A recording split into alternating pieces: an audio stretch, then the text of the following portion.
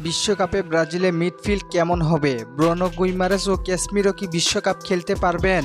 ব্রাজিলে মিডফিল্ড নিয়ে কথা বলতে হলে আগে কথা বলতে হবে ফরমেশন নিয়ে।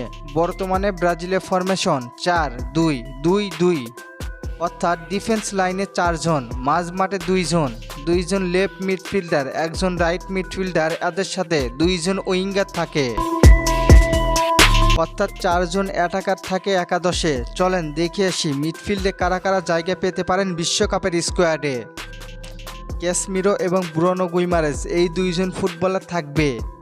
তাদের সাবস্টিটিউট হিসেবে সবচেয়ে বেশি আলোচনা হচ্ছে সেইটা হলো দানিলো গত ম্যাচে ব্রাজিলের হয়ে ফার্স্ট গোল করেছিলেন এবং সেই সাথে দারুণ ফুটবল খেলেছেন। তারপরেই আরেকটা ফুটবলার আছেন, তিনি হলেন আন্দ্রে সান্তোস। সেও মোটামুটি বিশ্বকাপে যাবেন। এই 4 জন মোটামুটি শিওর। 5 নম্বর মিডফিল্ড হিসেবে ফাবিনহোর নাম জোরালো হতে পারে। সেই সাথে গ্যাব্রিয়েল সারাকে গত ম্যাচটিতে দেখেছি, তাকে মাত্র 6 মিনিট টাইম দেওয়া হয়েছিল।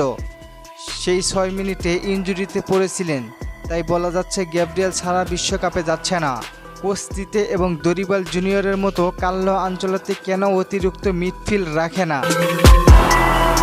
কারণ একাদশে এমন কিছু ফুটবলার থাকে যারা কিনা মিডফিল্ডেও খেলতে পারে, আবার অ্যাটাকিংয়েও খেলতে পারে।